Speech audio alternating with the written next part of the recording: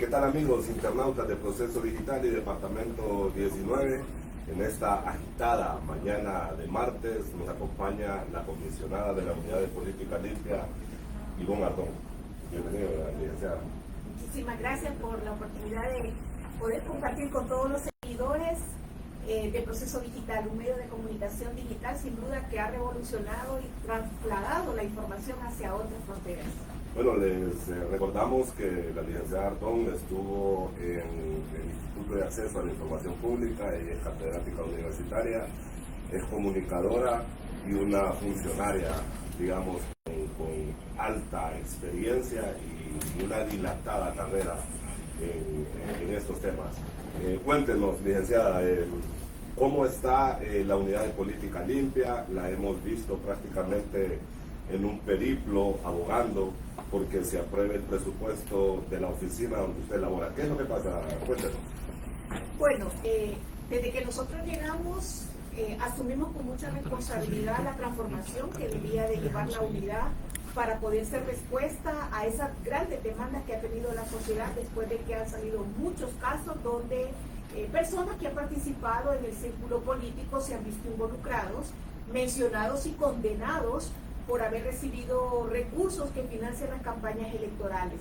Desde nuestra llegada a la institución, pues hicimos un diagnóstico para poder identificar las amenazas y las vulnerabilidades que tiene la institución, y eso pasa desde luego por todo un estudio que nos permita saber si desde el recurso humano que está elaborando para la institución tiene las competencias, las habilidades y los conocimientos para poder auditar esos informes, que es donde uno ve reflejado el origen, uso y destino de los recursos que se invierten en campañas electorales y en los procesos democráticos, porque recordemos que la unidad no solamente vigila procesos electorales, las campañas electorales, sino que también vigila el origen de los fondos que están percibiendo los partidos durante todo el tiempo. Entonces es una actividad que no está circunscrita solamente a los procesos electorales. Por tanto, una de las mayores debilidades es que no hay ni sistemas ni automatización de procesos que permitan dar respuesta, en primer lugar, a los sujetos obligados cuando tienen que subsanar la información que la unidad considera que se debe de ampliar, y en segundo momento también darle respuestas e informar de manera oportuna a la población sobre de dónde están obteniendo los fondos los candidatos. En el marco de todas esas actividades que nosotros hemos venido realizando, el 16 de abril, la unidad presentó responsablemente al Consejo Nacional Electoral el presupuesto que se utilizaría para la fiscalización, que es un proceso que prácticamente se tiene que hacer desde siempre que antes de que empiecen las campañas electorales. Como usted se fijó, que este proceso electoral ha sido muy atípico, una campaña preelectoral que salió desde el mes de enero, donde ya muchas personas pues manifestaron su interés de participar abiertamente como precandidatos a los 3 niveles electivos. Desde ahí ya la unidad tiene un mandato que fue otorgado en el 2023 por el Consejo Nacional Electoral para que se estuviera haciendo un monitoreo permanente sobre las actividades que ya estaban realizando algunas personas para captar la atención y la simpatía del elector. Desde ese momento pues teníamos bien claro cuál era la labor de la institución y planteamos un proyecto que tiene 5 ejes. Estos 5 ejes significa hacer una inversión por parte del Estado de Honduras de 124 millones de lempiras, que se van a concluir este proceso.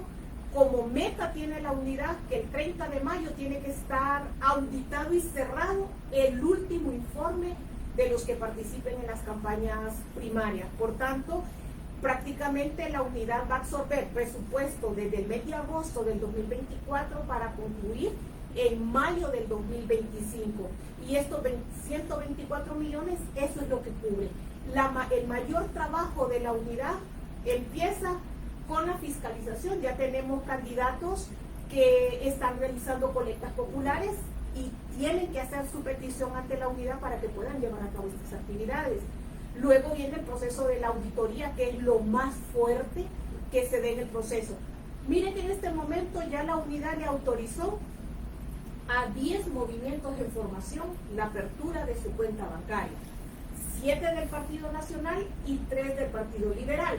Y extraoficialmente se ha indicado que por parte de Libertad y Refundación hay aproximadamente 11 movimientos que van a ir a las elecciones primarias. Así lleven fusionada la presidencia, el resto de la planilla como diputados y alcaldes tienen que presentar sus informes de rendición de cuentas. En nuestra estadística así proyectada tenemos que la unidad va a recibir 8.988 expedientes que tienen que aperturarlos.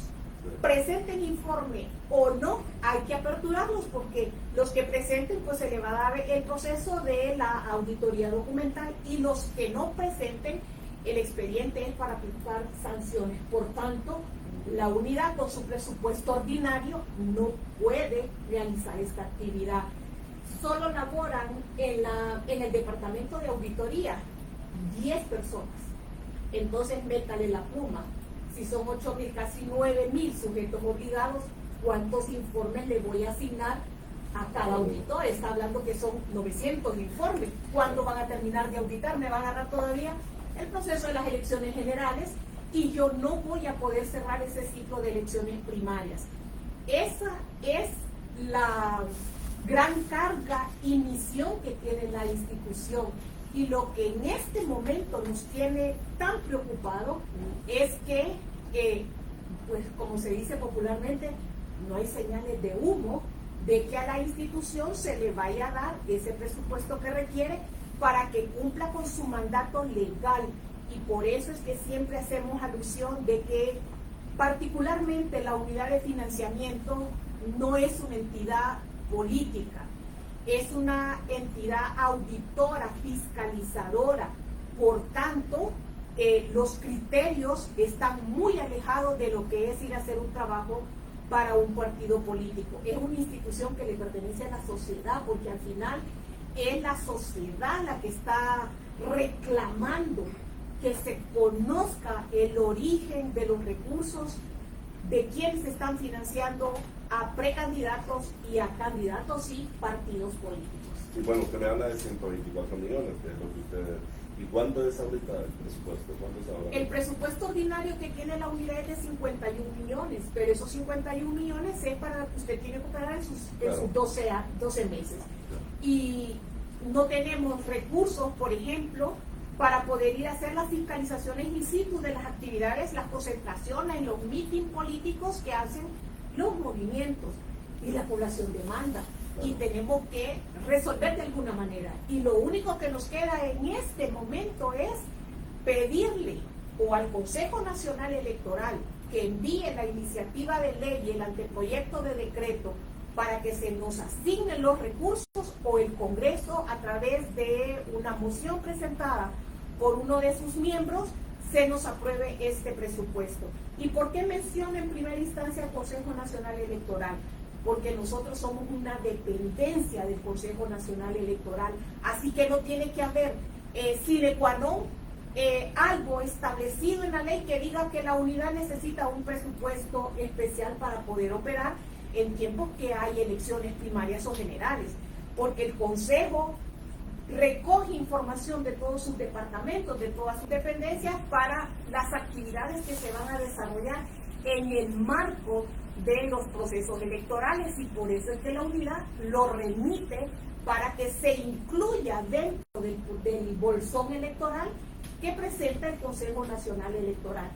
No sabemos hasta esta fecha por qué el presupuesto de la unidad se mandó por separado, porque eso fue lo que pasó. Y entonces hoy la disyuntiva que hay es que se aprobó el del Consejo Nacional Electoral, pero no nos fusionaron dentro de ese proceso, por lo que el Congreso tendrá que emitir otro decreto aprobando el presupuesto especial para la unidad y que realmente puedan cumplir con su rol, puedan estar inclusive los precandidatos tranquilos de que si la unidad cumple su misión, las campañas van a ser más vigiladas y ellos van a tener la convicción de que más adelante no se vaya a ilustrar o se vaya a desmeritar el triunfo de una persona porque está representando los intereses de un determinado sector que fueron los que financiaron y lo llevaron a esa posición. Sí, bueno, entonces podemos deducir que hasta este momento no existe voluntad política para abonar al buen trabajo de la Unidad de Política Limpia, que usted ahorita es parte de sus comisionados, porque en el Congreso, a pesar de que escuchamos también voces de todas las fuerzas políticas que abogan por una campaña política y unas elecciones transparentes, desde ahí mismo se entorpece la misión de la Unidad de Política Limpia al no asignar el presupuesto que ustedes requieren. Por supuesto, pero yo dice que dentro de todo el análisis del contexto de lo que ha pasado, al final, si el Congreso no ha aprobado nada, es porque el CNE no ha mandado nada. Entonces, ¿cómo van a aprobar van a discutir algo que no tienen conocimiento? Y todo lo que se ha dicho, se ha hecho es por separado. La unidad ha ido a hablar con los diputados, ha remitido el mismo presupuesto que mandamos al Consejo Nacional Electoral el 16 de abril. Sin embargo, nuestra sombría prácticamente es el Consejo Nacional Electoral, aunque sus autoridades sean electas por el Congreso, pertenecemos al Consejo Nacional Electoral y por tanto los fondos quien tiene que pedirlos para nosotros, porque no tenemos iniciativa de ley, es el Consejo Nacional Electoral.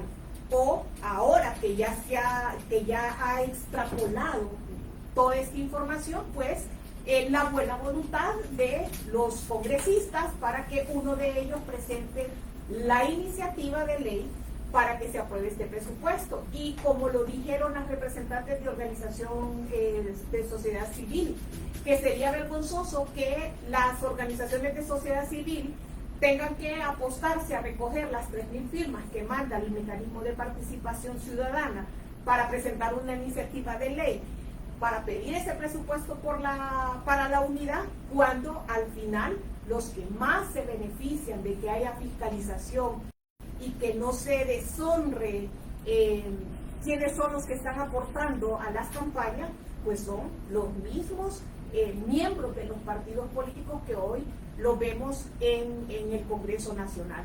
Y esa es la tónica que se está dando. Esperamos que haya convocatoria a sesiones en el Parlamento y pues que el doctor Carlos Umaña, quien fue el que ya manifestó a viva voz y de manera pública que él estaría comprometido con la unidad a presentar la exposición de motivos y el anteproyecto de decreto para que se introduzca en el seno de la Cámara Legislativa, pueda ser discutido, analizado y Dios quiera que aprobado antes de que llegue el 9 de marzo. Sí, bueno, en un par de intervenciones públicas suyas y de otros comisionados de la Unidad de Política Limpia, hemos también escuchado el clamor para una mejor operación, separarse del Consejo Nacional Electoral y hacer algún tipo de reformas que garanticen una mejor operatividad de su oficina. Claro, mire, eso ya es un proyecto que ingresó al seno de la Cámara Legislativa, la reforma para darle la autonomía a la unidad.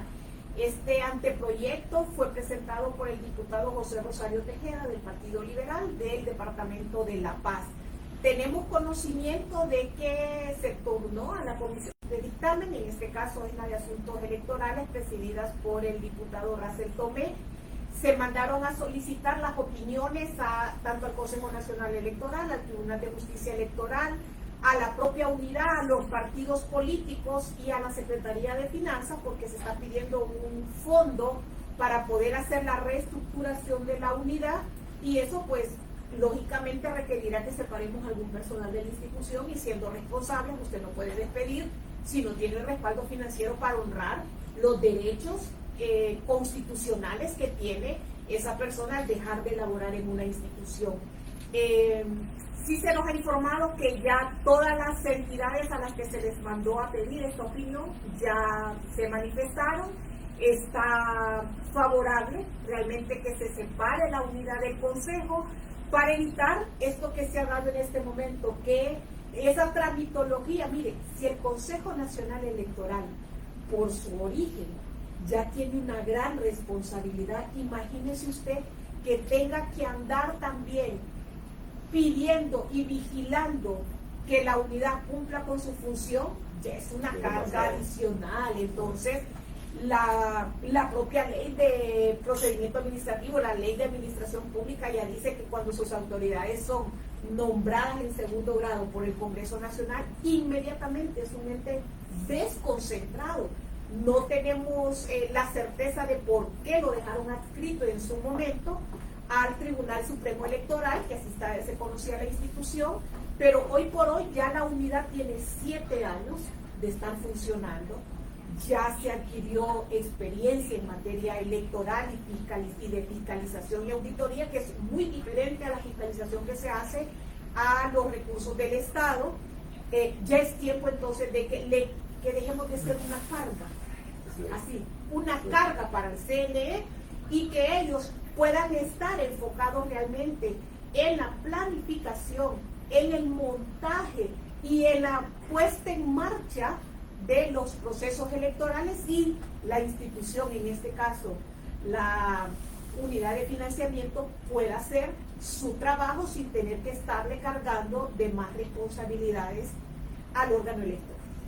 Comisionado Ardón, brevemente, esa percepción de la ciudadanía que la unidad de política limpia es un elefante blanco, es compleja la misión de ustedes para tratar de cambiar la percepción ciudadana, ya que estamos a las puertas de 2 procesos electorales. Mire, al final de cuentas, cuando uno llega a las instituciones, conoce las debilidades y las fortalezas de la institución, pero nosotros nos hemos preocupado y nos hemos ocupado por agenciarnos, en primer lugar, de la confianza de diferentes sectores.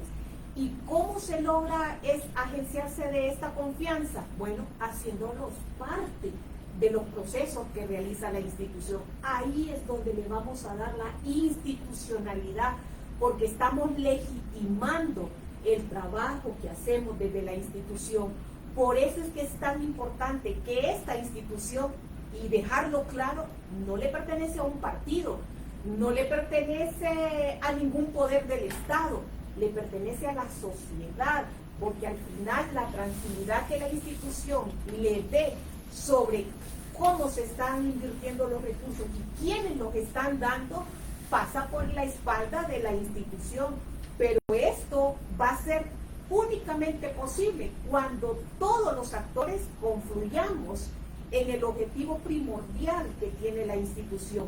Y por eso es que nosotros hemos hecho muchas alianzas estratégicas con organizaciones de sociedad civil, organismos cooperantes, porque sabemos que hay debilidades financieras que necesitamos cubrir y no podemos echarle toda la responsabilidad a la caja del Estado.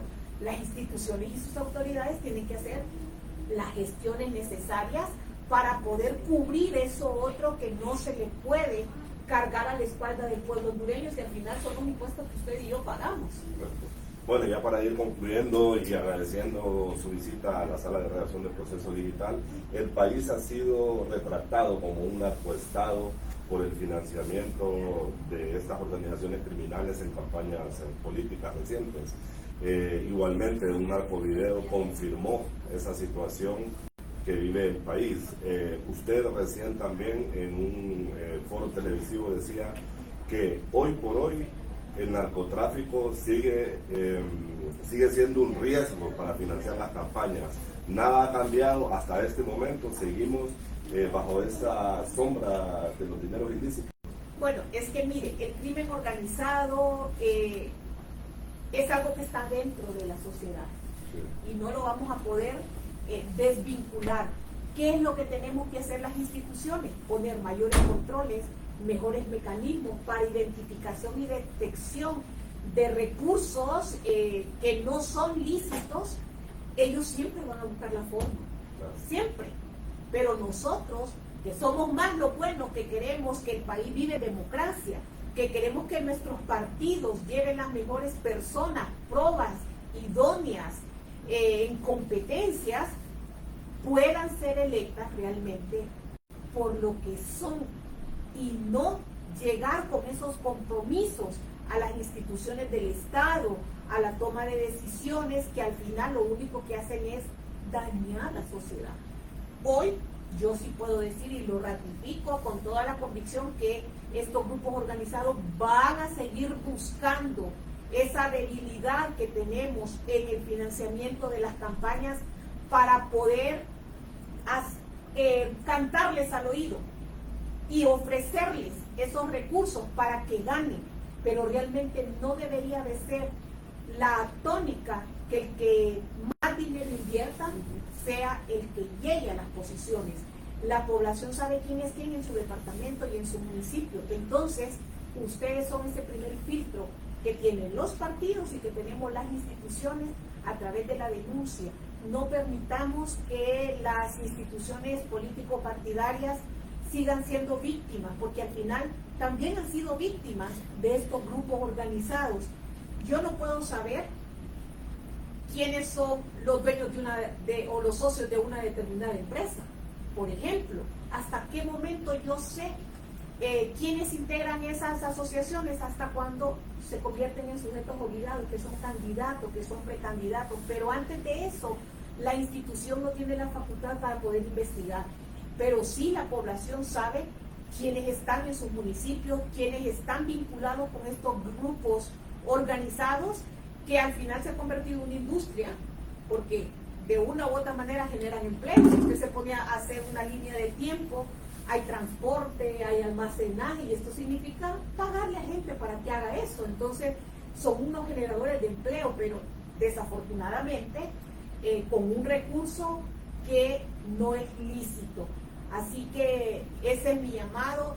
Somos vulnerables, la amenaza está latente y mucho más latente va a seguir si siguen teniendo un cheque en blanco, debilitando las instituciones para que no puedan cumplir con su labor. Sí, ahora solo recuérdenos a grosso modo cuáles son los techos de campaña para los 3 niveles ejecutivos. Bueno, el nivel presidencial, que es el que ya, los 3 ya fueron definidos por el Consejo Nacional Electoral.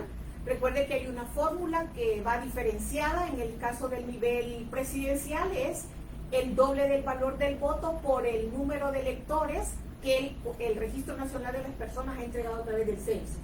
A nivel de diputados es el doble del valor del voto multiplicado por el número de electores que tiene el departamento dividido entre los escaños o los curules que le corresponden a ese departamento en el Congreso. Y a nivel municipal, el doble del valor del voto por el número de electores que tiene ese municipio. Así es como se saca esa diferenciación. Claro, el techo más alto que hay es el del nivel presidencial, que está en 505 millones de lempiras, que sería irrisores que alguien gastara esa cantidad de dinero en una campaña. Sí, cualquier persona, un cooperante anónimo puede decir: yo dono 50 millones a la campaña de X o Y. No, ya también hay límites. Una persona natural solamente puede donar hasta 200 salarios mínimos, que son como 10 millones 200 mil lempiras, pero no es uno para cada candidato. Lo puedo dividir entre 5, entre 10, entre 20, pero ese es el techo máximo. Y las empresas, las personas jurídicas tienen hasta 1000 salarios mínimos para donar. Pero igual tiene que hacer un procedimiento ante la unidad para reportar cuando son más de 120 salarios mínimos. La aportación que se va a hacer tiene que quedar registrada antes de que se reciba esos recursos. Y no se puede recibir aportaciones de personas de origen desconocido, anónimas. No se puede recibir aportaciones de empresas que tengan concesiones con el Estado. No se puede recibir aportaciones de personas que estén en el exterior, a menos que tengan el segundo grado de afinidad y el cuarto de consanguinidad. No se puede recibir aportaciones de las iglesias, de ONGs.